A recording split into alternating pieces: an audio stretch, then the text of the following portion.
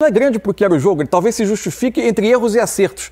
Só que a construção de alguns dos gols do Corinthians passou muito por erros do Fluminense, alguns erros individuais, alguns erros coletivos, que aliás o Fluminense vai precisar pensar sobre eles, porque tudo que ronda o Fluminense hoje tem a ver com o dia 4 de novembro, com o jogo da Libertadores.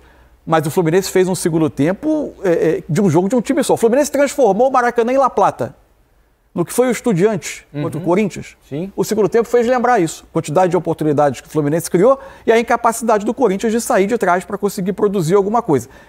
E aí, se você coloca isso tudo na balança, o Fluminense foi mais time no Maracanã. Alex, queria ouvi-lo também sobre as impressões nesse Corinthians e Fluminense no Maracanã. Primeiro tempo o Corinthians melhorou um pouco, né, em relação aos últimos jogos, mas não conseguiu se sustentar. Parece ter caído muito fisicamente também no segundo tempo, não, Alex? Boa noite. Boa noite, Felipe, Mansur, boa noite a todo mundo que está em casa. Essa palavra sustentação, que eu acho que é o que vai rondar o Corinthians a princípio, que é o que tem que naturalmente melhorar. Abriu 3-1, que não tinha sido comum no campeonato, por um nível de eficiência que a princípio não tinha acontecido, e que muito bom pelo Yuri, de repente pelo Fausto, pelo Maicon, né, que acabaram fazendo isso. O Corinthians conseguiu ter uma marcação um pouco mais adiantada, e a diferença do primeiro para o segundo tempo ele não conseguiu atrapalhar o Fluminense em nada nesse sentido. E o primeiro tempo, pelos erros do Fluminense, ainda ele estava mais na frente. Bolas roubadas no segundo tempo, que foram poucas, ele estava muito distante do gol do Fluminense. Então, o primeiro tempo ele conseguiu incomodar um pouco, mas é óbvio que o time muito melhor, uma pressão, um volume de jogo, né? Você usou bem isso também, a gente assistindo lá em cima, acabou realmente levando o Corinthians para trás, com 3-1, lógico que dá aquele medo de você perder, fala, poxa, eu vou tentar me segurar, mas até para você tentar se segurar também numa situação dessa, você precisa de mais organização, de um pouco mais também de tempo, de trabalho, para te encorajar, até para você conseguir manter um resultado contra um time que constrói o tempo todo, ele te exige o tempo todo. É isso, vamos fazer o seguinte então, vamos trazer para o papo Guga Villani, Lédio Carmona, o Intrépido e Paulo Nunes para conversarem com a gente direto do Maracanã. O pessoal está economizando luz aí no Maracanã, né? Já se apagaram os refletores, a iluminação já está escura a partir de agora e quem brilha por aqui é Guga Villani, Lédio Carmona e Paulo Nunes. Um grande jogo! Mas tenho a impressão de que na maior parte do tempo de um time só. Ou tô exagerando, Guga? Bem-vindo ao Troca, amigo. Tudo bem, Diniz? Tudo ótimo. Eu acho que é uma boa análise, porque mesmo quando o Corinthians venceu o primeiro tempo, né, o Fluminense teve a bola, teve mais presença ofensiva, o Corinthians chegou mais, né, com mais finalizações no alvo, ainda na primeira etapa. Agora abdicou de jogar no segundo tempo. Eu acho que você está no caminho, sim. Eu vou deixar eles falarem do jogo, mas eu queria atentar para uma mistura de sentimento que a gente percebeu na arquibancada. Que coisa de maluco. O torcedor do Fluminense vaiou o Marcelo e imediatamente a vaia ele aplaudiu.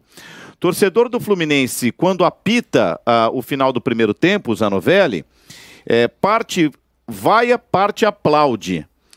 O Marcelo teve falhas importantes, né? No primeiro e no segundo gol do Corinthians. Ele erra um toque de calcanhar e gera o contra-ataque do Corinthians, que vai terminar na assistência do Maicon pro Yuri. Mas ele joga o fino da bola no segundo tempo, né? Inclusive com chances importantes até de deixar o dele, de fazer gol.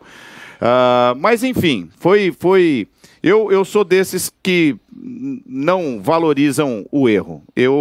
Teve emoção, o torcedor se divertiu, as duas torcidas aplaudiram ao final do jogo. Eu fico com esse recorte da partida aqui, amigos. Boa noite, Lédio. Paulo Nunes. Boa noite, amigos. Felipe, Alex, Mansur. Acho que foi um grande jogo. Eu acho que eu vou ser um pouco mais generoso com o Corinthians do primeiro tempo. Acho que o Corinthians do primeiro tempo fez um jogo, de certa forma, até corajoso, marcando a saída de bola do Fluminense, forçando o erro. O Fluminense errou, mas o Corinthians forçou muito esse erro do Fluminense. O Corinthians agrupava muita gente na frente e tentava jogar, deixava até a bola para o Fluminense, mas forçava o erro. Enfim, o Fluminense estava no jogo, tinha mais a bola, tentava manter suas características, mas errando.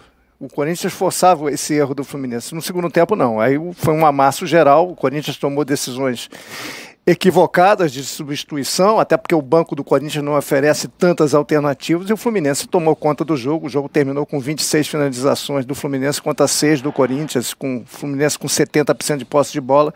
Aí foi o Corinthians do ano inteiro. Não, o Corinthians do primeiro tempo segundo foi tempo.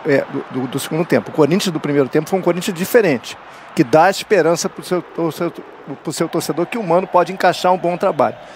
Mas o do segundo tempo foi um retrocesso. E o Fluminense do segundo tempo, sim, dá esperança ao tricolor do que no dia 4 de novembro possa ter uma festa aqui no Maracanã. Eu queria fazer ainda mais 2 menções aos golaços do Yuri Alberto, que a gente está vendo, e ao do Lima, né? Um deles, o segundo do Lima, né?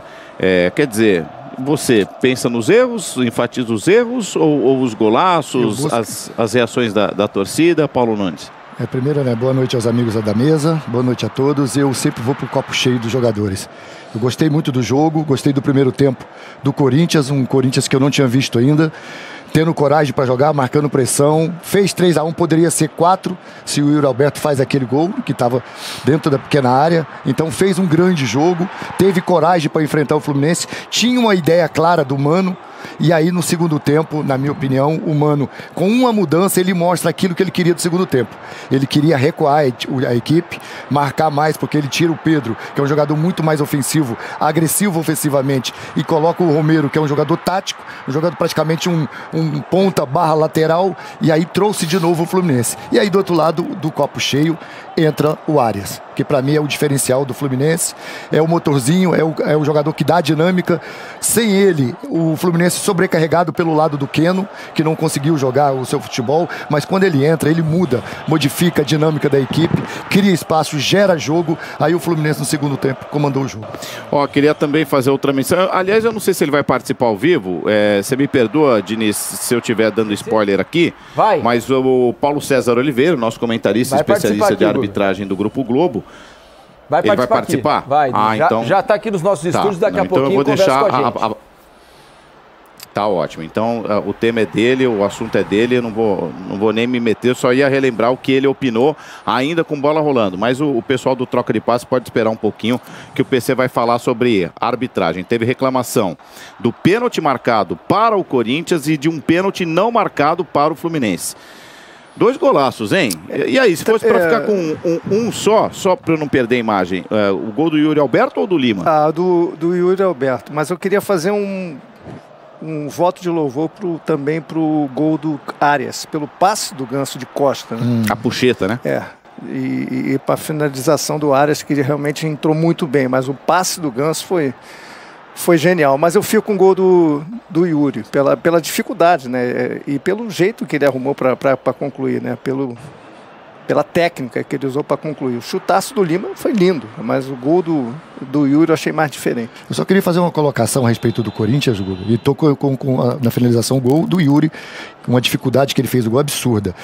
Do lado do Corinthians, eu citei isso na transmissão e eu vi muito isso, né? O Corinthians se desgastou muito no primeiro tempo, fazendo essa marcação alta, pressão, correu muito atrás da bola, 25% de posse de bola, 75% de posse de bola pro Fluminense, mostra o quanto o Corinthians teve que correr. No segundo tempo, isso aumentou mais ainda, e aí o Corinthians já estava desgastado, né? Mentalmente, fisicamente, e isso mostra que o Mano vai ter um trabalho em cima disso. Números finais, tá, Diniz? O Corinthians termina a partida com 31% de posse de bola e em finalizações 26-6. No segundo tempo, o Corinthians finalizou uma vez, foi 18-1 no segundo tempo. Jogo de um time só, Diniz. Agora, pelo primeiro tempo, o melhor. O Corinthians abriu 2 gols de margem. Eu acho que ficou justo. Um tempo para cada, viu, amigo? Tá legal, Guga. Deixa eu agradecer a vocês aqui, porque o tempo urge aqui, temos muita coisa para falar. Então deixa eu agradecer ao Guga Villani, ao Lédio Carmona, ao Intrépido e Paulo Nunes, o Perigoso. Boa noite para vocês, meus amigos. Valeu, bom descanso, hein? Good night, hein? Direto para casa, por favor. Algumas boas chances, mas é difícil marcar o Fluminense. É muito difícil. E o bom aproveitamento do Yuri Alberto, em que pese tenha perdido um gol, né, numa bela assistência do Cano, por sinal, né? O Cano vai tentar virar uma bola dentro da área e dar um passe perfeito para o Yuri Alberto, que acho que não esperava, de frente para o goleiro e errou o gol. Mas ele fez 2 gols de altíssima qualidade, né? 2 belos gols. O primeiro, uma pintura. O primeiro é um golaço. Um dos gols mais bonitos do campeonato até agora foi o primeiro gol marcado pelo Yuri Alberto. Então, de repente, o Yuri Alberto está se reencontrando, né? Com as redes para tentar ser o Yuri Alberto que foi em 2022, né? Que ele fez um ano bastante bom pelo Corinthians. O Yuri Alberto é um jogador que tem uma característica especial, assim. Não adianta você colocar o Yuri Alberto para ficar jogando bola longa, para ele tentar sustentar de costas, para ele ficar segurando sozinho o jogo, num time com pouco mecanismo para atacar. Agora, quanto mais você conseguir acionar o Yuri Alberto, ele atacando espaço, rompendo, correndo do espaço, tentando buscar as costas da defesa, você tende a ter um aproveitamento melhor. Não é dizer que o Yuri nunca esteve num momento técnico ruim, rendendo abaixo do que ele pode. Ele esteve também. Agora, o contexto de time, por vezes, o contexto em que ele jogava, por vezes, era menos favorável à característica dele. Se buscava dele coisas que ele não dá com tanta frequência. Ainda é um jogador com as suas oscilações dentro do jogo? Ele teve ótimos momentos hoje e perdeu um gol. Teve uma chance muito clara que ele acabou desperdiçando. Agora, ele recebeu hoje algumas bolas.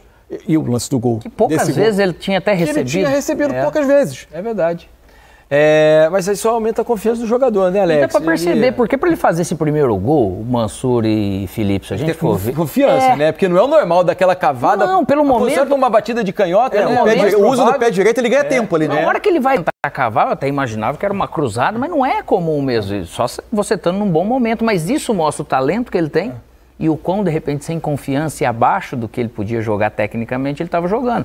Tomara que isso seja algo de positivo para ele dar sequência, porque ele pode fazer isso. O Corinthians precisa muito disso dele e é sempre bom você ver. Isso, a gente assiste futebol e o futebol também é fascinante por esses lances, cara. Então é o que a gente quer ver.